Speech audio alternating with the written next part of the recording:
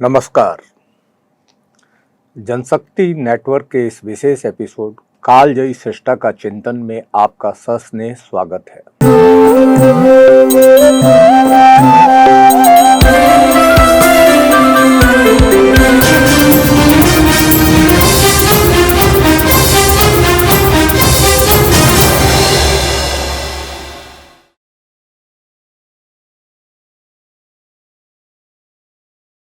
जो अपनी सृजन सीमाओं के तटबंधों को तोड़कर भूमि और काल की परिधियों को लांघता है, वही सदा प्रासंगिक कालजयी सृष्टा कहलाता है। काल के भाल पर दमकते गुरुदेव रविंद्रनाथ ठाकुर ऐसे ही एक महान सृष्टा हैं। रोग शैया पर जीवन के अंतिम क्षणों तक वे मानव सभ्यता की विजय यात्रा के पथ पर आगत संकटों और उनसे मुक्ति के मार्गों पर चिंतन मग्न रहे। उनका प्रभाव, उनकी प्रासंगिकता आज की कृत्रिम बुद्धिमत्ता के मापदंडों पर नहीं नापी जा सकती। आइए हम सब इस महान सृष्टा का स्मरण करें, उनके विचार वृष्टि में भीगकर खुद के लिए राहत ढूंढें।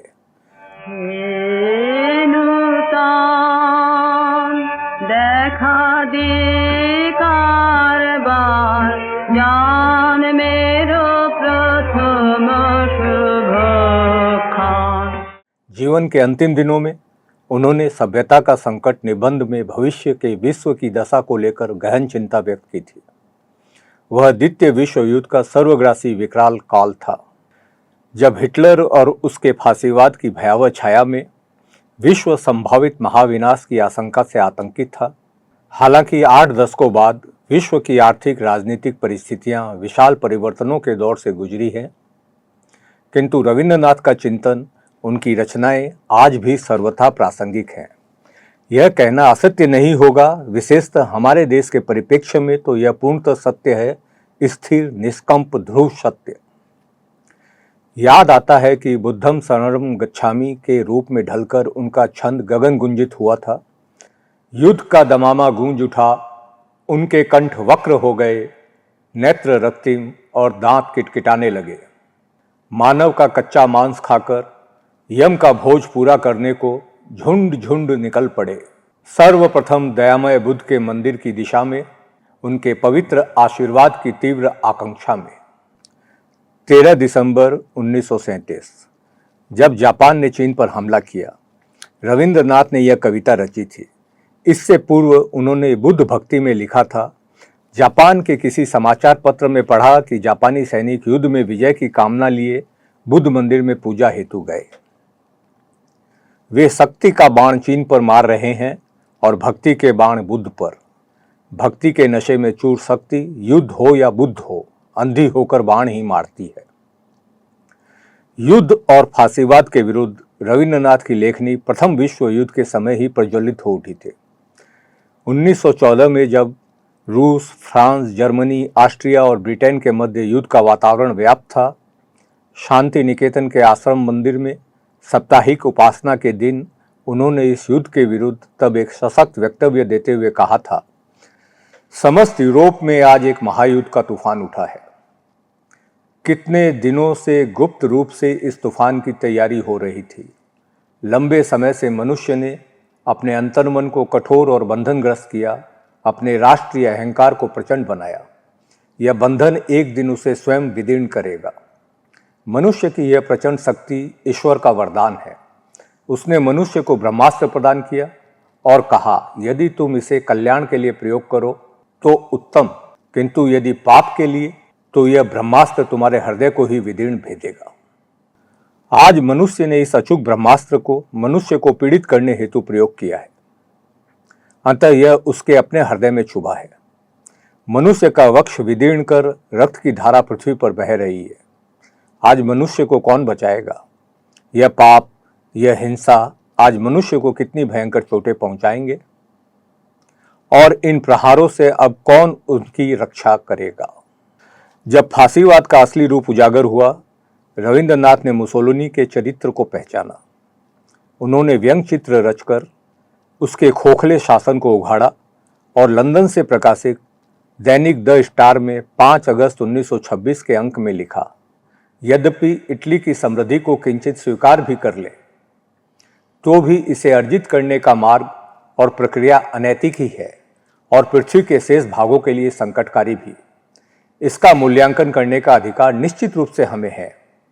वाक स्वतंत्र का हनन, फासिज्म का यह घृणित अपराध तथा विश्व शांति में बाधा उत्पन्न करने वाली महत्वाकांक्षाएं, इन सब में मैंने इसका यथार्थ स्वरूप देख लिया। फांसीवाद के उत्थान से व्याकुल हो उन्होंने अपने मित्र चार्ल्स फ्रेयर एंड्रूज को 5 अगस्त 1926 को पत्र लिखा, जो लंदन के मैनचेस्टर गार्डियन ने उद्धृत किया कि फांसीवाद की कार्य प्रणाली और नीति संपूर्ण मानव जाति के लिए चिंता का विषय है।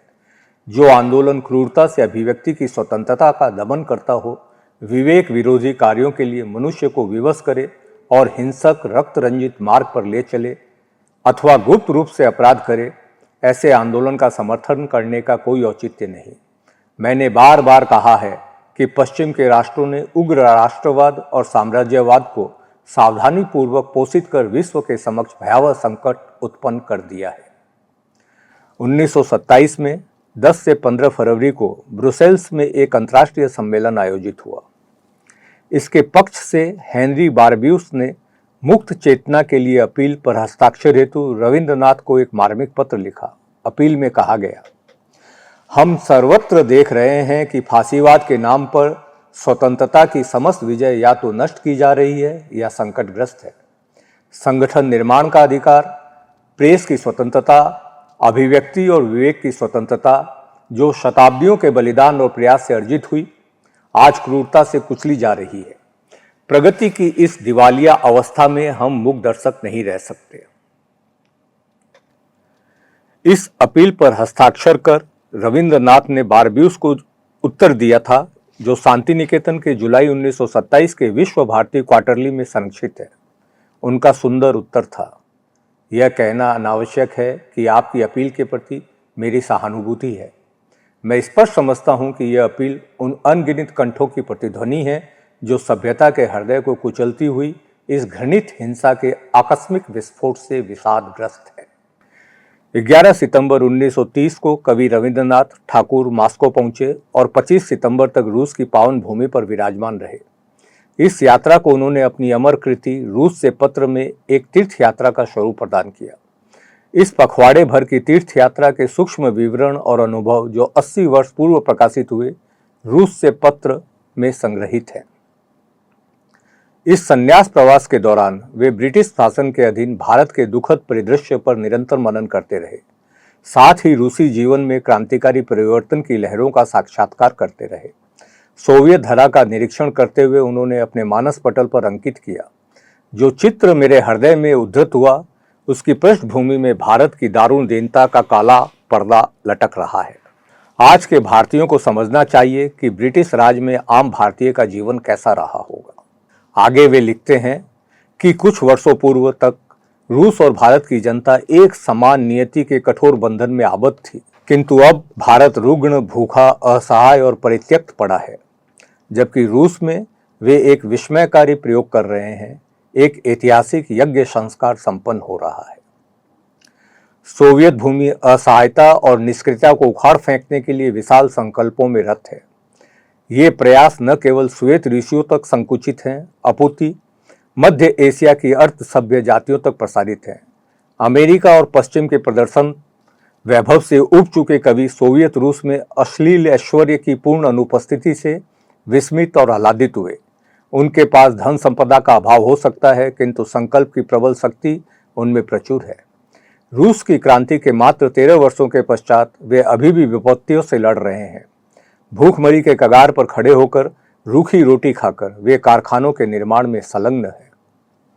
और रविंद्रनाथ ने घोषणा की, केवल हिंदू चित्त को स्वीकार कर भारत की पूर्णता नहीं सधती। भारतवर्ष का साहित्य, कला, वास्तुशिल्प आदि में हिंदू मुसलमान के समन्वय से विविध सृजना जागृत हुई है। इसी से भारतवासी की संपूर्ण पहचान बनती है। किंतु राष्ट्रीय स्वयंसेवक संघ इस मिश्रित संस्कृति को स्वीकार नहीं करता है। यह सभ्यता का संकट का काल है। पवित्र आत्मा रविंद्रनाथ ने सावधान कर दिया था, तो सावधान रहना है। इस देश में युगों युगों से लोग आए, बहती दरिया की धारा जैसे, उच्छल जल्दी तरंगा जैसे यहाँ बसे। इस सभ्यता में उनके धर्म, भाषा, कला, संस्कृति सब घुल मिल गए। कवि गुरु ने लिखा, दे और ले, मिलेगा और मिल जाएगा, पीछे न हटे, यह भारत के महामानव का सागर तट है।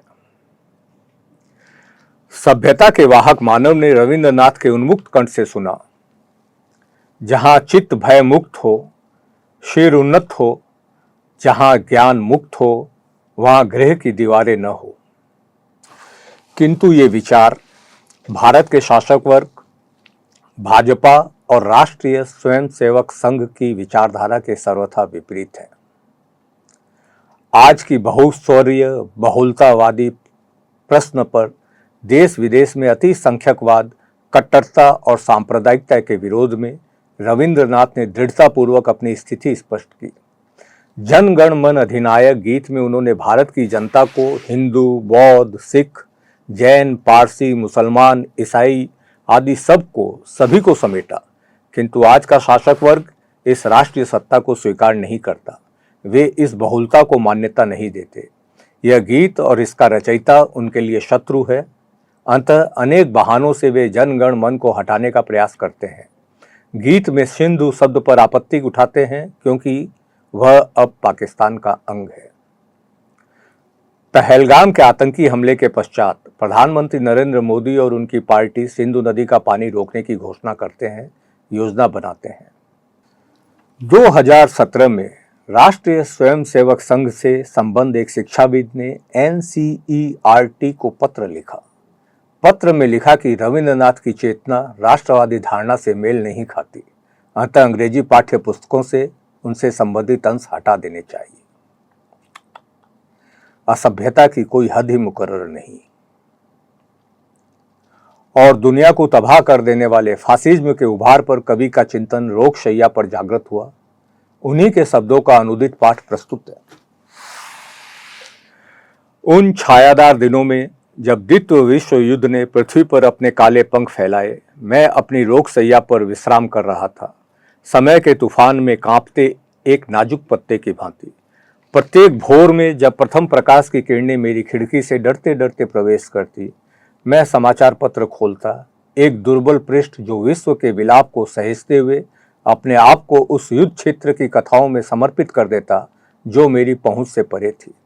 मेरे लिए यह युद्ध मात्र शक्तियों का संघर्ष नहीं था, यह एक क्रूर तूफान था जो मानवता के स्वप्न की कोमल अंकुरों को उखाड़ रहा था।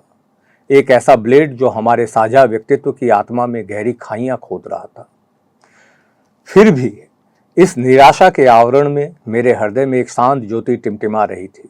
जब मैंने नाजी ज्वार के विरुद्ध रूस के साहसी प्रतिरोध के बारे में पढ़ा तो मेरी आत्मा यद्यपि एक थके हुए शरीर से बंधी हुई थी, लेकिन एक पक्षी की भांति उड़ान भरने लगी।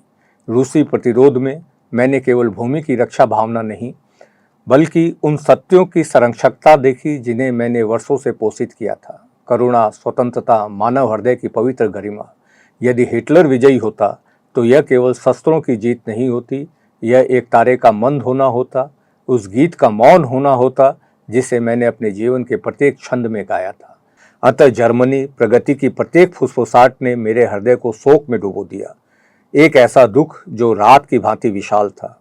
परंतु जब समाचार बदले, जब लाल सेना की वीरता दृढ़ रही और शत्रु ठोकर खाने लगा, तो मेरे भीतर एक कोमल आनंद का फूल खिल उठा, जैसे कठोर धरती को भेद कर अंकुरित होता एक कोमल पुष्प। मेरी शल्य क्रिया की पूर्व संध्या पर जब मैं चाकू के ठंडे स्पर्श की प्रतीक्षा कर रहा था, उनकी विजयों की खबरें मुझ तक पहुंची। मेरा चेहरा जो बीमारी से मुरझाया हुआ था, आशा से जन्मी एक चमक से दमक उठा। यह आत्मा के उस गहरे रिश्ते का दर्पण था जो विश्व के भाग्य के साथ जुड़ा था। मेरी दृष्टि में लाल सेना मात्र योद्धाओं का दल नहीं थी, वह मानवता की इच्छा की जीवंत सांस थी। एक ऐसी नदी जो अत्याचार की चट्टानों से अवरुद्ध होने से इनकार करती थी। उनका विद्रोह अंधकार में एक दीपक की भांति चमक रहा था। सभ्यता का प्रकाश विनष्ट नहीं होगा। रूसी दृढ़ता में मैंने उस भोर की लालिमा देखी जो अभी आनी थी, जब संघर्ष के बादल छट जाएंगे और मेरे पोषित आदर्श पुनः खिल उठेंगे। अतः अपनी विनम्र रोगशैया से मैंने विश्व के दुख और उसकी आकांक्षाओं पर नजर रखी। मेरा हृदय एक मूक वीणा था जो शोक और प्रसन्नता के भावों से गुंजायमान था। क्योंकि कवि का जागरण विश्राम नहीं जानता, रोग में भी नहीं। यह आत्मा की विजय के लिए एक अनवरत प्रार्थना है, उस घड़ी के लिए जब फासिज्म की तलवार मौन हो जाएगी और इतिहास की धड़कन पुनः शांति का शाश्वत गीत गाएगी। इस बयान को गुरुदेव की अंतिम इच्छा, वसीयत के रूप में स्वीकार किया जाना चाहिए। गुरुदेव, वैश्विक और देशीय कूपमंडूकता के इस घने दौर में आज भी आप मन मन मुस्कुराते हुए रोशनी बिखेर रहे हैं। आपको पढ़कर इस युग की वैश्विक चेतना और दृष्टि का वैभव पुनः स्थापित हो, रोशनी शेष रहे। इसी कामना के साथ जनशक्ति नेटवर्क के दर्शकों को 25वें वैशाख की शुभकामनाएं। निकेतन में शांति रहे, हमारी पृथ्वी, हमारा देश, हमारा शांति निकेतन अमर रहे। चैनल को देखते रहें, लाइक करें, शेयर करें, सब्सक्राइब करें। साथ बने रहने के लिए तुरंत बेल आइकन दबा दें। अभी विदा, फिर मिलेंगे।